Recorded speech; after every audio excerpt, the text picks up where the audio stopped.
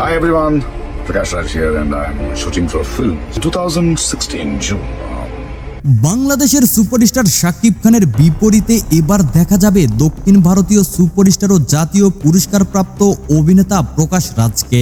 ইতিহাসে প্রথমবারের মতো বাংলা সিনেমায় একসঙ্গে পর্দা ভাগ করতে যাচ্ছেন এই দুই মহাতারকা।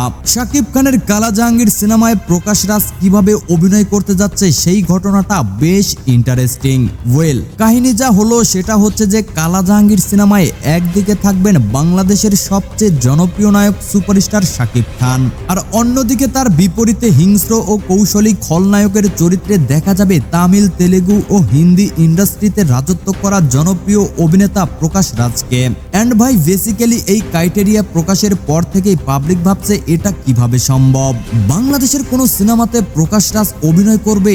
এখন ব্যাপারটা যা হলো সেটা হচ্ছে যে আপনারা জানেন কালা জাহাঙ্গীর সিনেমা হতে যাচ্ছে বাংলাদেশের ইতিহাসে সবচেয়ে বিগ বাজেটের সিনেমা, যে সিনেমাতে সুপারস্টার শাকিব খান তার 24 বছরের ক্যারিয়ারে সবচেয়ে বেশি পারিশ্রমিক নিয়েছিলেন। তাই এই সিনেমার পরিচালক চেয়েছেন এমন একটি খলনায়ক যার উপস্থিতি পর্দায় সিনেমার হাইপ কয়েক গুণ বাড়িয়ে দেবে।